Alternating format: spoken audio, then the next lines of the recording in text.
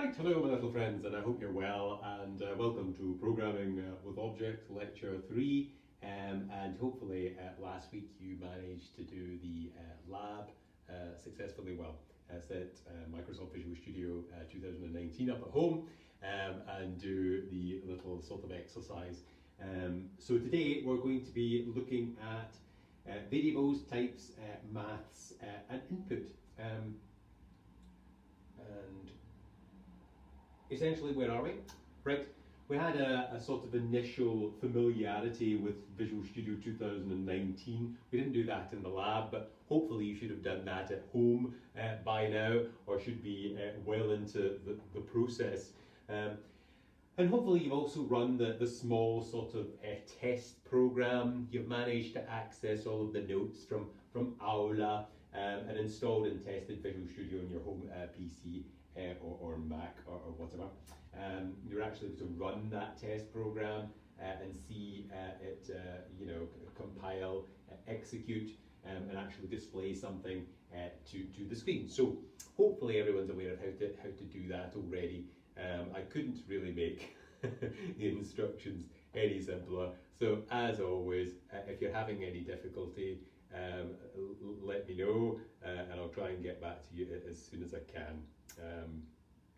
But this module does run over the 2 trimesters, so it's not exactly anything pressing, and essentially we're wanting to give you enough sufficient time to synthesize and consolidate your knowledge. So in this lecture we're going to be touching on variables, types, maths and input, or basic input as well. And in the lab today there are 3 sort of little exercises at the end that I'll be asking you to go away and ponder. So basically the first one is conversion of Fahrenheit to centigrade, the area of a circle and the volume of a circle, and the calculation of body mass index as well. And we'll maybe use the body mass index as a piece of assessment, perhaps. I've normally sort of done that in the past where people have put in the body mass index into a submission link, and it's been worth about 5% of the grade. So these, regardless of how complicated they sound, are just little input programs. You store these things in variables and you output another variable, perform some form of conversion. So input, process, output, and it should be fairly straightforward. But it will give you something to sort of ponder over, and that's the main thing. So take a little while to get this into your brain. It's a natural process. These things don't necessarily come particularly easily, but these things here are really the building blocks of your entire program, of the structure of everything that you're going to write, and the programming language, the integrated sort of development environment. It's all part of it. And through these little building blocks, you can build things that are far more complex. So there's a sort of Lego Death Star, which the last time I was actually walking through Buchanan Galleries was about £600 in the Lego store. And I went, ooh, I really want that, but it's too childish and I can't have it until I have children of my own. And then I'll buy one. However, the point is, you go from these sort of simple building blocks to highly complex that are made out of the building blocks. Beautifully illustrated, I would say. Okay. So variables, what are variables? They're a place to store data. They are given a name, which we use to access the variable. A type, which determines what kind of data can be placed in it. And of course a value, which is the actual contents of the variable at any given point in time. Now this of course can change. Now when you're naming variables, it's best to sort of give them meaningful names that you can in fact follow. And then of course they have a type, which gives them their sort of functionality. That's a sort of blueprint that C# and any programming language really provides. And then they have a value. So you declare, you define the variable, you declare it, and then you actually assign it a value as well, or you can in the same sort of line of code if you so desire. And of course, you're giving it a particular type. So when you give a variable a sort of default value, you're sort of instantiating that variable. Okay, so when a variable is created, its name and type cannot be modified, but of course its value can be. And they come in an incredible variety of types. You get local variables, which are sort of isolated to the functions, the methods, the procedures. You get an instance of a variable. You get parameters that are actually passed into particular methods. You get class variables. We'll briefly touch on classes today as well. And then, of course, you get global variables that are accessible through the entire program as well. Global variables are only really workable in a few sort of instances. They're really considered to be bad practice. However, on some occasions they are sort of called for, and it's a sort of programming hacky way to make sure that every procedure in the program or every method function has access to that particular variable. So possibly an example of that might be the number of enemies in existence in a game, or if you've got a sort of Pokemon game, the number of Pokemon in existence, and you just sort of know that, and you can check that, and it's accessible to everything. So it's quite convenient that way. Types, these are specific kinds of information. They act as a sort of blueprint and a definition of what any object or an instance of the type will keep track of or store. And obviously, C#, you can in fact define your own objects, but we'll get to that later. That's the beauty of object-oriented programming. But it also has a number of built-in types which can be utilised. So you've got sort of integral types, so int, short, long, byte, unit, char, floating point types, float, double, decimal, and strings as well. So they store pieces of text. Now, to put you in the picture, I mean, I've programmed for a long time, and I have only really used a sort of subset of these. So integer, for example, I've used that. I've used float because that's a sort of decimal. Double, I've used that as well. Decimal to strings, of course, and chars, which is basically sort of a Unicode. So if you're thinking of something like a sex, perhaps, and you've got male and female as an option, then that's when you would have a character or a char type. So let's have a look at all the types. These are the data types that you can actually define, and those are the ranges here. So I've sort of taken that out of a book. Some of these you'll never ever really use, or perhaps you will, but you should be sort of aware of the range. So a byte is 0 to 255. Short is minus 32,768 to positive 32,767. Then you get into the realm of integer, which is a far higher range.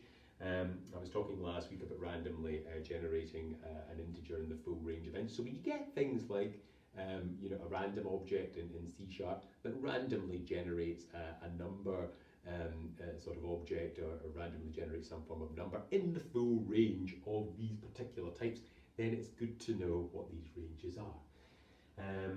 And of course you get long. Look at the range of that. That's I'm not even going to make an attempt to do that number. And then you get floats as well, doubles, once again very large, decimals, character, as we were saying, or char, a Unicode character, string, a string of Unicode characters. Booleans are very sort of important as well. Use them a lot. Something is equating to true or false, so you can use that to control the structure of your program in terms of if loops, if statements, while loops, fors, that sort of thing. If statements, definitely. You can use them in while loops. I don't really know if I've ever seen them being used in a for loop, but possibly in an if statement within a for loop. And then of course you get a sort of basic object as well. So the book chapters, the book that I sort of recommended, variables is chapter 5, types is chapter 6, maths is chapter 7, and input is chapter 8. Please read all of them, read all of these chapters. That's really what you're supposed to be doing, regardless of the fact that we're not meeting up. Even if we were in the university, we're not sort of meeting up face to face all the time. You'll have student contact of approximately 4 hours, but really you're supposed to go away and read up in the background material associated with this. So you do have work to do, you always do, and you should be working in the background towards your degree. Okay, so read all of these chapters in that recommended book. Okay, and the chapters are referencing to the C# Player's Guide 2nd edition, and you'll be able to find a sort of copy of that either online or in a library, or buy one. Yeah. Okay, so in terms of variables, when you're actually considering a sort of fighting game, everything is really a variable within a game. Even the graphical objects, these are sort of variables as well. Now, what you sort of have there is the name that's stored in a string variable. You have the strength that is obviously stored in some form of numerical percentage variable, perhaps. And then you have all these things that sort of come together. So that's obviously strength, that's another sort of meter here, another sort of meter. So everything within a game is stored within a variable. So these are the sort of building blocks. And you are able to construct the games from that. So programs need to remember values, and they need to be able to store information in memory. So user input from the keyboard, a player's score, character's health, position, oh I forgot to mention that in the game, the actual position of where everything appears in the screen is once again a variable, or stored in a number of variables depending on the dimensions, x, y, z, yeah. Then the program will often complete calculations or manipulate this information and store it for future use. So here's a sort of better example that I sort of found. You've got a Sith Marauder here, and these are all sort of numerical variables. You've got his strength level, presence, aim, cunning, endurance. They're all in sort of numerical variables. And then of course you have sort of percentage down here, 96% accuracy, critical chance, 14%. Then of course you've got defense as well, and that seems to be a sort of numerical variable, percentages, and it depends what these are best represented as. And obviously these are, you know, sort of graphical things that appear on the screen once again, a variable. Okay. There's a place in memory where you can store information. Is a name, type, and value. The variable name refers to a value, and the word variable emphasizes that which the value is referred to by name, and it can change, okay? So an assignment statement is used to associate a value with a variable. So in terms of declaring variables in C#, a variable must be declared before it can actually be used. And the declaration gives the variable its name, and states what kinds of values the variable can refer to. So that is the type that it can store. So there you have an integer variable called score. Very, very straightforward. So all of that sounds highly complicated, and then the example itself, as is always kind of the case in programming, is a little bit more simplistic once you make the connection. So int score. The declaration may also assign an initial value as well. So we've got another example here, an integer called health, which is then assigned to 50, yeah?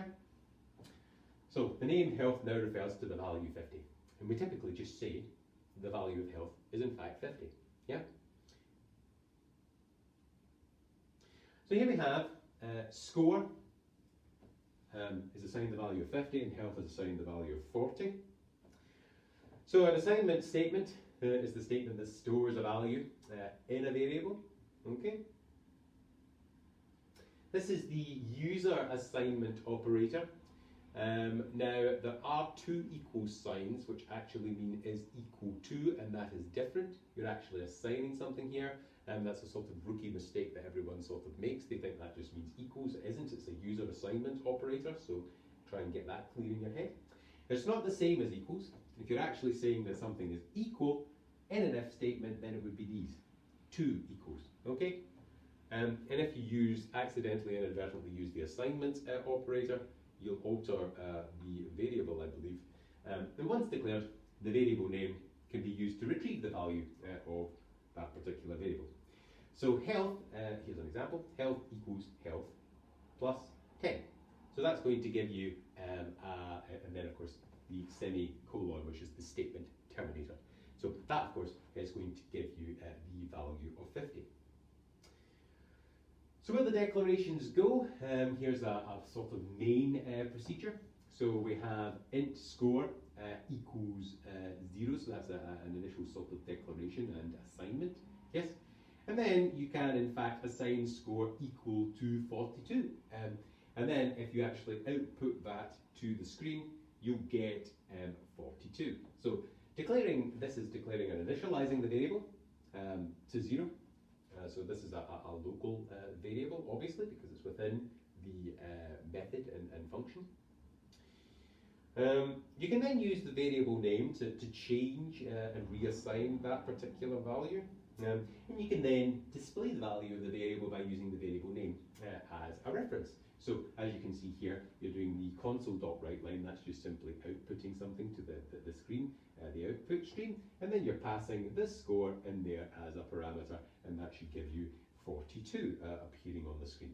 Okay. So let's see.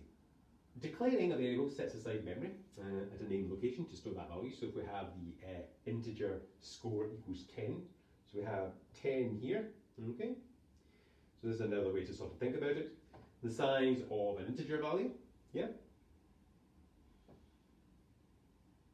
And the value of the variable, and that's of course setting aside the memory, so you get some form of address. And that always sort of points to a memory address. There is a process that you probably don't need to be familiar with, but it's called pointer swizzling, where you in fact return a memory address instead of the variable itself. So here we have it. The name of the variable is score, the type is integer, and of course the value is 10. Okay. So here we have, once again, if you're wanting to just copy and paste these straight into the coding window and see what particular output they give you, that's a very, very good way to do it. I would meticulously go through every single one of these slides and try to get every program working. Okay, so that's a bit of a task for this week as well. Go through all the slides, make sure you understand everything, and do not skim over things, because that's just not going to do you any educational value at all. Okay. So here we have int score equals 0, score is equal to 42, then we're outputting the score, we're then declaring another variable called a and setting it equal to 5, we're outputting a to the screen as well, then we're declaring another one, an integer variable called b, and setting that equal to 2, we're then outputting b. We can then sort of switch these, b is then assigned to a, okay? So then you can output all of these, and see what sort of difference that sort of makes. So output A, output B, and that's you sort of making your interface sort of nice and usable. And then the plus then puts the variable itself into the output stream. So then we're assigning A equal to -3, and then outputting the value of A again. So if you in fact put that into the coding window and compile it and run it, then what you will have there outputting to the screen is 42. You'll then have 5, yeah? You'll then have 2. So the value of A is 5. The value of B is then equal to 5 because you've used that assignment operator. It's not equal to 2, okay, anymore. You've already changed it. So that's to show you that you can in fact assign a variable to another variable, okay? So value of A is 5, value of B is 5, and the value of A is then equal to -3. So try all of these, okay? Variable names must meet C# requirements, so you start with a letter or underscore. You can't use C# keywords as well, If you use a keyword, it will become confused and it won't compile because the compiler will get upset with you. Good variable name should describe the thing you're putting in it.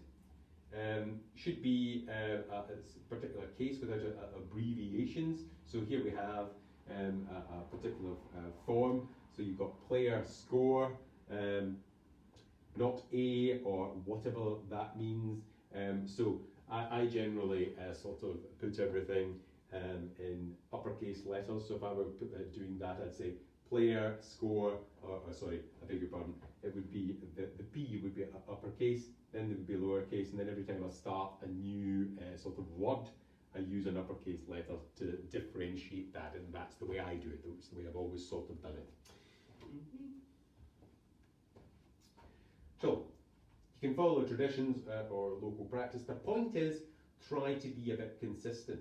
So these are class variables. So you have things that can set the, don't worry too much about these just now, but you've got the scope of that as well in there. You get private string, you get make, model, which is also a string. You get the year, so that can be an integer if you want. Probably not the best. String, color, integer miles, integer speed. Okay.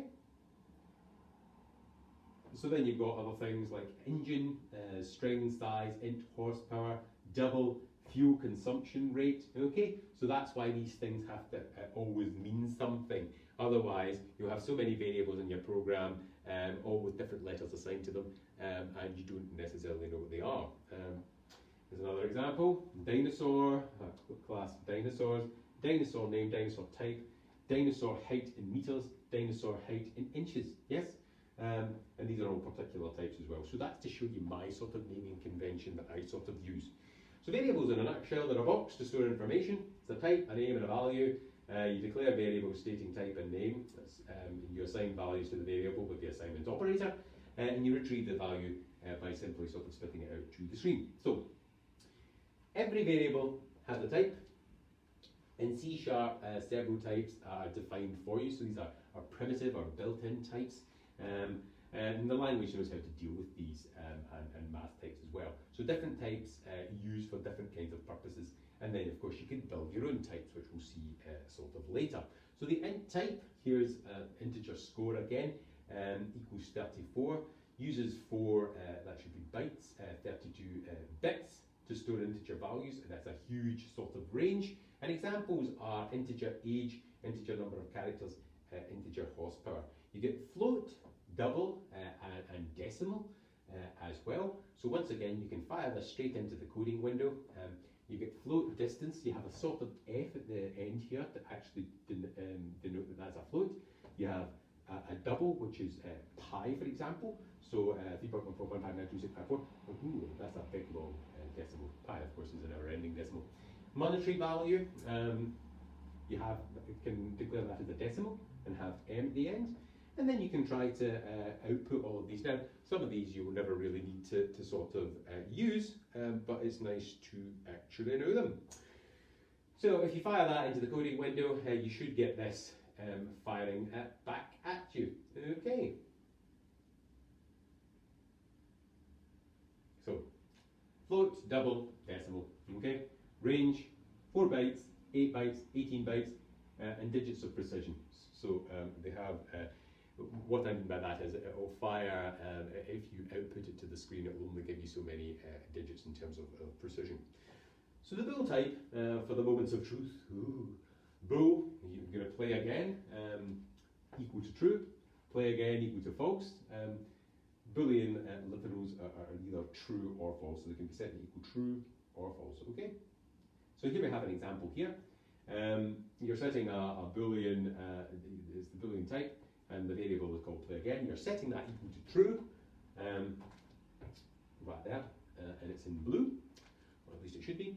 And then you're going to write out the value of play again, yeah? And then you're going to set that value equal to false, and then you're going to output the value again. So essentially, you should get this popping up on the screen. The value of play again is true, and the value of play again is then false, okay? The string type. Okay, experienced this last week really in your sort of Hello World program. So please enter your first name, and because it's a yeah. Because it's a string type, there's no conversion that needs to actually happen. It will read that in as a string. So you've got your string first name equals console.readline. So you're reading that in that one sort of line. You're actually defining, declaring the variable there and reading it in and setting it at the same time. So that's nice. Then you've got a welcome, you've got hello world. And this is another way, do analyze this quite carefully as well, because what you can do is you can set this little $sign to output these sort of variables if you appropriately put it in the right curly brackets, okay, and format that properly. So that might be a preference for you to actually use when you're outputting things in your program, okay? But give it a try. Analyze every little piece of code utterly meticulously, okay? So this is what I sort of put. Please enter your first name. I put Dr. Doom because I was bored. And hello world, yes. Now you notice that the hello world there actually has an exclamation mark, yes. And then you're writing hello world again. It doesn't have an exclamation mark, but you're also taking in the sort of welcome as well, or you're setting that equal to welcome here, okay? You're not inputting that, but it's set to hello world. So hello world with the exclamation mark again, so I've made a slight distinction. The devil's in the details, and meticulously look at these things. And then you're outputting hello world, Dr. Doom, and then Dr. Doom, okay? So get that back. So, integral types, int, short, long, byte, sbyte, floating point, float, double, decimal, the bool type, storing true and false, or false, and the string type, which stores text, okay? So in terms of math and arithmetic operators, you've got addition, so you can have int a equals 3 plus 4, yeah? Subtraction, int b equals a minus 5, so you're actually using that first variable. Multiplications as well, you've got float, total cost equals that, and then you can say float discount equals total cost times that particular float as well. Then you've got things like division as well, where you can declare C equals A divided by B. So you can play about with these things and change all of the values. Be careful with integer and floating point division. So for example, 7 divided by 3 equals 2, and the 1 is discarded, but 7.0 divided by 3.0 is in fact 2.33333, okay? So be careful with that. Sometimes the results of an expression is in fact ambiguous. So we've got a result here equals 4 times 1 plus 3. And what gets assigned to the result? Is it 7 or 16? And that really depends on the order the operators work. Now, you'll remember that there is a hierarchy of mathematical operators that are put into place. So remember that from school. So C# does multiplication and division before addition and subtraction, so the result will in fact be 7. So you use brackets to force a different order of evaluation, or simply to make the order less ambiguous, okay? So remember that, and that is important when you come to your little exercise on conversions at the end of the lab today. So arithmetic operators, there's a sort of, just fire all of this into the coding window. So there you've got plus, minus, times, division, and modulus as well. And you can play around with all of that and see what you get. Now that is the output to all of that code there, okay? So I want you to look at that very meticulously, and I want you to be able to understand that, and hopefully that should be okay. It's provided for you anyway, okay? So once you have the variable in your game, such as score, health level, shields up, you want these variables to alter during the gameplay. That's the entire idea of it for you guys. And this can be accomplished using the arithmetic operators that you're familiar with, and of course some new ones. So you can alter the value of a variable. So the score equals the score plus 100. So for example, if you were to shoot something in a game and get some form of score, like you're probably doing in the scrolling shooter in 1945 in Intro to Games Development, you notice that the score is incremented. So you take the current value of score and add the 100 to it. So using combined assignment operators, you can do that as well. So you get score plus equals 100, which really sort of equates to score equals score plus 100. Okay, so there's the combined assignment operators here. So the way I sort of read those is x equals x plus 2, x equals x minus 2, x equals x times 2, and so on and so forth. So once you get a wee bit more into this, you can more or less make your programming a wee bit more efficient, okay? You've also got things like incremental operator, incremental operator and decrement operator, okay? So score plus plus, you can either postfix or prefix that, or plus plus score, and that just increments the score, or you can decrement the score by either prefixing or postfixing these as well. Okay, so there's some examples of the increment operator. So you're starting with a score of 20, you're adding to that score. Once again, you're adding to it, and hopefully you should get that, okay? I've put that into sort of nice code for the coding window. And there you have it. That's what will come out of that, okay? So mess about with these and make sure you understand sort of what's happening. You get 20, 21, 22, 22, 22. Getting user input, so string, first name equals console.readline. It's okay for strings. Other data types you need to always convert. Okay, so please enter your height here. You've got the height as string, that goes in as a string, but you've then got to convert that to something that's actually usable, and that's going to be a double in this case. So you've got to convert to double height as a string, passing in that particular variable. So make sure you understand what's sort of happening there. This is reading it in as a string, yes, and then you're setting that double height variable, and then you've got to pass that in to that in order to convert it. Now make sure you analyse that very meticulously. That's very, very important. Please enter your age, so that's doing the exact same thing. Always gets entered in as a string, and then you've got to convert that to the sort of variable that you need, so to integer 32, okay? And that's age as a string, okay? So that is a very, very important piece of code to look at and make sure that you understand it. So you should be spending a good 2, maybe 3 hours taking these programs apart and making sure that you understand them meticulously. Now, if you don't have the patience for that, then there are probably going to be some issues later on in the course, okay? So make sure you do it. Getting user input, you'll also see that you can parse as well. This is just for your information, really.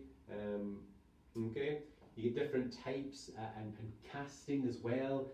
So have a look at that. Not necessarily essential that you understand it just now. I would say the biggest sort of thing is understanding your basic different types, your primitive types, your integer, your character, your boolean, your string, and making sure that you can in fact convert into the appropriate format, okay? Casting, yeah, if you do a sort of mathematical operator or mathematical operation, you've got to add things of the variables of the same type. So if you don't add variables of the same type, you're going to have problems, and that's, you must never go there, Simba. Okay? So the lab exercises today, there's some exercises on variables and types. Try to go through them all. You shouldn't immediately come up with answers to these. It should take you a fair amount of thought and a fair amount of what to actually do. I would recommend putting aside a day for a module and making sure that you do the appropriate amount of study for it. And it's exercises or input, process, output. Decide what variables and types are required for input. Decide what variables and types are required for output, and program the process, okay? Also, today, in the labs. It's going to be some simple conversions. Now, don't let that confuse you at the end. Basically, what you're doing is you're converting from temperature in centigrade to temperature in Fahrenheit. I beg your pardon. It's conversion of Fahrenheit to centigrade. So you're just simply inputting the amount in Fahrenheit. You're then doing a calculation and outputting that amount in centigrade. Now, if you remember from your sort of primary maths, the formula for that should look something like temperature in centigrade equals bracket temperature in Fahrenheit minus 32 close bracket times 5 divided by 9, and that should give you the appropriate answer. And of course, I'm asking you to look at the area and volume of a circle as well. So once again, you're just simply putting in the radius of a circle, okay? So it's just a simple input. And then what you're saying is the area is equal 4 times pi, which should be a constant, which is 3.14, and then times the radius times the radius, okay? So it's the dependent on the radius that you actually enter. So you're entering in the radius, performing that calculation and spitting out the area. And the exact same for the volume of a circle as well. So the volume of a circle is equal to brackets 4 divided by 3, close brackets, times pi, times radius, times radius, times radius. And that's really all there is sort of to it. Also, your body mass index, it's a wee bit more complicated, so think about it, and really what you're doing is you're entering your weight, you're entering your height as well, and it's calculating that. So that's a bit more complicated, so we'll make that a bit of an assessment, and we'll see how people are coping with that sort of level of programming over the next couple of weeks. But do have a try of it yourself. I do not want people just having a half-assed try and then saying, please post up the solutions and not trying. There was someone who sort of put a comment up saying, oh, I think I've got it right, please post up the solutions. I will decide when I post up the solutions, because if I post up the solutions far too soon for you, it will do you no intellectual or educational value whatsoever.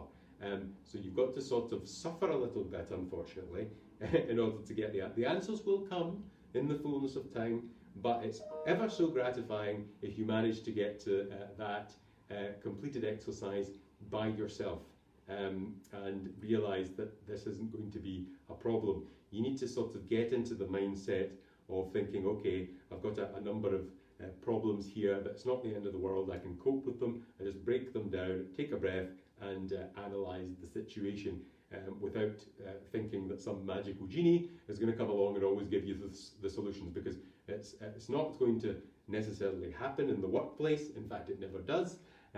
So that's what I kind of want for you.